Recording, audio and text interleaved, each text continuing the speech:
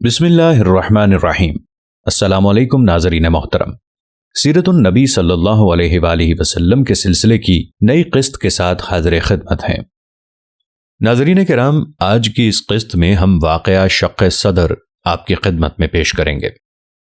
نبی کریم صلی اللہ علیہ وآلہ وسلم کی زندگی بہت سے محیر العقول واقعات سے بھری پڑی ہے۔ یہ واقعات آپ کی پیدائش سے پہلے، بچپن میں اور نبوت کے بعد بھی رونما ہوئے۔ ایسے تمام حیران کن واقعات جو کسی نبی کو نبوت ملنے سے پہلے درپیش آئیں، ارحاسات کہلاتے ہیں۔ ایسا ہی ایک عجب واقعہ نبی کریم صلی اللہ علیہ وآلہ وسلم کے ساتھ حضرت حلیمہ رضی اللہ عنہا کے گھر ولادت کے چوتھے یا 5ویں سال پیش آیا، جب ان کا سینہ فرشتوں نے چاک کر کے ان کا دل دھویا تھا۔ اسے شق صدر یعنی سینہ مبارک چاک کیے جانے کے نام سے یاد کیا جاتا ہے، اور جس کا ذکر حضور صلی اللہ علیہ وآلہ وسلم نے ایک مجلس میں کیا تھا، جبکہ قبیلہ بنی عامر کے ایک بوڑھے شخص نے حضور صلی اللہ علیہ وآلہ وسلم سے اپنی ابتدائی زندگی کے حالات سنانے کی خواہش کی تھی۔ آپ صلی اللہ علیہ وآلہ وسلم نے فرمایا، میرا شیرخواری اور بچپن کا ابتدائی زمانہ بنی سعد بن بکر میں گزرا۔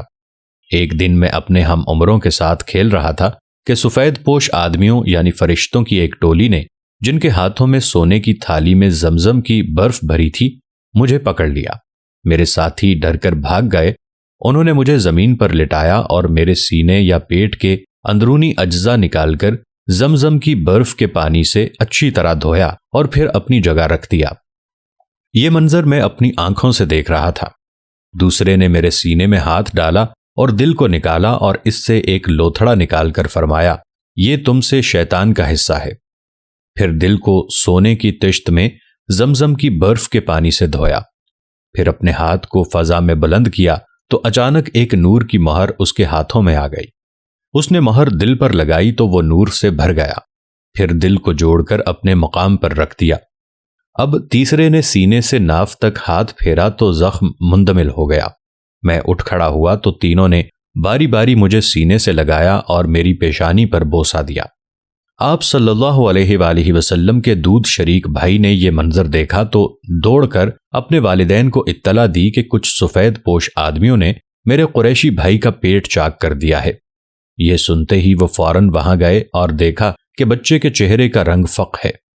اس واقعے سے حضرت حلیمہ رضی اللہ عنہا کو خطرہ محسوس ہوا، اس لیے آپ صلی اللہ علیہ وآلہ وسلم کو اپنی والدہ کے پاس پہنچانے کے لیے مکہ روانہ ہو گئے اور حضرت آمنہ سے سارا حال بیان کیا۔